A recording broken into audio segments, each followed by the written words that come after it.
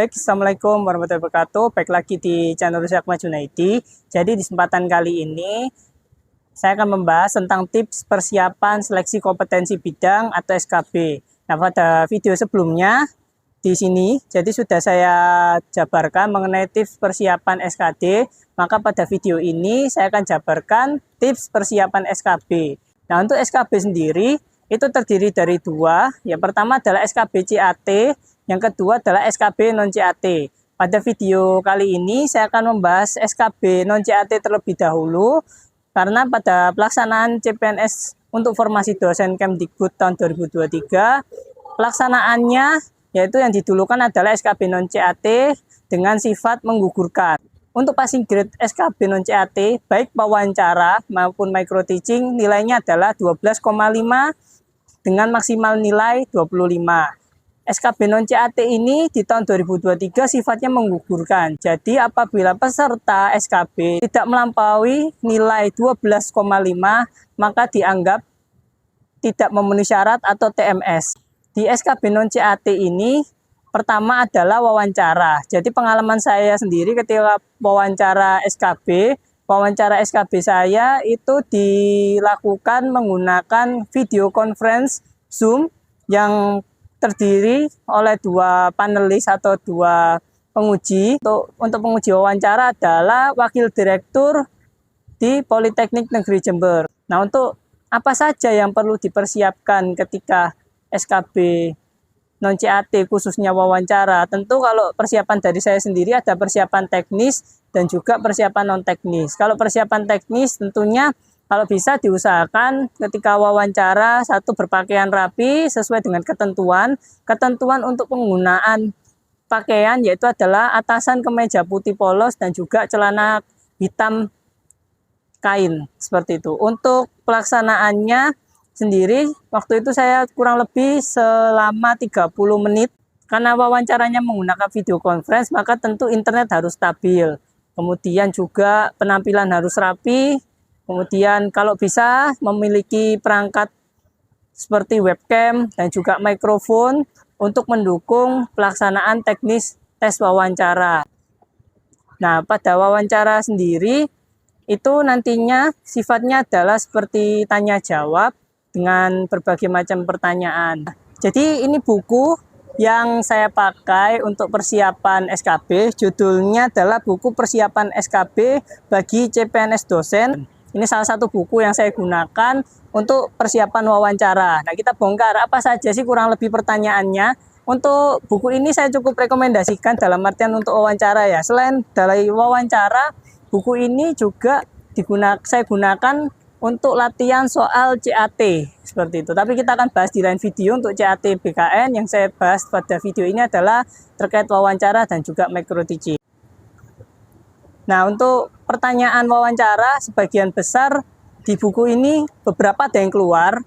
Kurang lebih di buku ini untuk wawancara ada 60 pertanyaan yang ditulis oleh para penulis buku ini. Terkait pertanyaannya sih seputar beberapa hal ya yang bisa saya rangkum. Pertama terkait dengan background, pengenalan diri, seperti nama dan lain sebagainya yang ada di CV.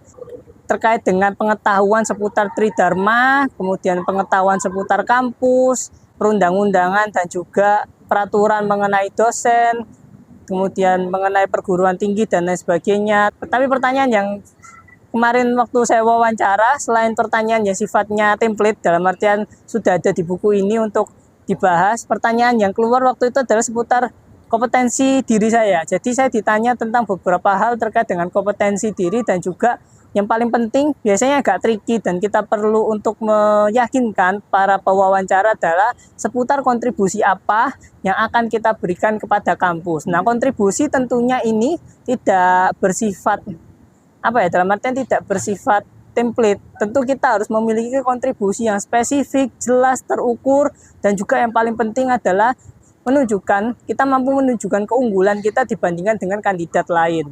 Nah, di situ untuk wawancara sendiri saya waktu itu mendapatkan skor 23 dari total nilai maksimal 25. Itu sih. Jadi karena diwawancara juga itu selamat SKB non CAT terdapat fakta integritas yang intinya adalah kita sebagai peserta. Jadi intinya adalah kami sebagai peserta tidak boleh untuk membicarakan, membahas ataupun membocorkan hal-hal yang terkait dengan teknis detail apa yang terjadi saat micro teaching maupun wawancara. Namun hal yang sifatnya umum saya bisa bagikan dalam video ini. Itu. Terus untuk yang kedua itu adalah micro teaching. Untuk materi micro teaching, sharing materinya sudah ada video di atas. Jadi saya sudah share ke teman-teman materi apa yang saya bawakan, bisa dilihat di video di atas. Tapi ada beberapa tips dari saya terkait terutama untuk micro teaching. Waktunya itu kurang lebih 15 menit, itu total keseluruhan. Namun waktu untuk menjelaskan materi itu hanya 10 menit. Kemudian dilanjut dengan pertanyaan. Kalau tidak ada pertanyaan, biasanya nanti peserta diizinkan untuk meninggalkan Zoom meeting, seperti itu. Nah, apa yang perlu dikuasai oleh peserta dalam melakukan micro teaching? Ada beberapa hal, terutama terkait dengan keterampilan dasar mengajar. Nah, untuk keterampilan apa yang perlu dikuasai dalam micro teaching, tentu keterampilan ini yang dinilai setahu saya, itu ada 8 keterampilan dasar mengajar.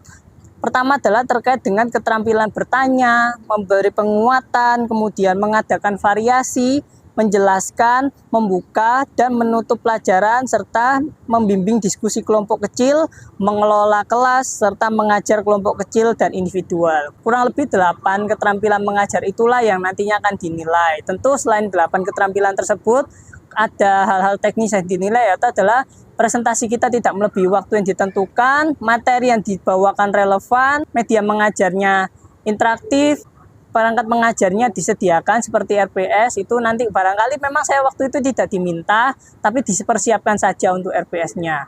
Kurang lebih itu. Terus kemudian persiapan teknisnya sama, mungkin teman-teman kalau punya webcam yang jernih dan juga mikrofon yang bagus bisa digunakan dalam proses micro teaching. Memang waktu saya tes micro teaching nilai saya ya standar lah, tidak cukup bagus, sekitar 18,5 dari maksimal skor 25. Nah, maksimal skor 25 ini untuk mengetahui nilai maksimal kita, nantinya nilai kita dikalikan dengan 4 atau N kali 4. Mungkin itu yang bisa saya sharingkan. Mungkin tambahan tips dari saya adalah ikut juga bimbel terkait SKB. Ada beberapa penyedia bimbel SKB dosen seperti dosen deso, teman ASN. Apabila teman-teman butuh buku referensi, saya juga bisa rekomendasikan buku persiapan SKB bagi CPNS dosen yang ditulis oleh Hamdiah Ahmar dan kawan-kawan. Sekian terkait dengan sharing seputar SKB non CAT. Apabila ada pertanyaan lebih lanjut, silakan tulis di kolom komentar. Saya akhiri. Wassalamualaikum warahmatullahi wabarakatuh. Terima kasih.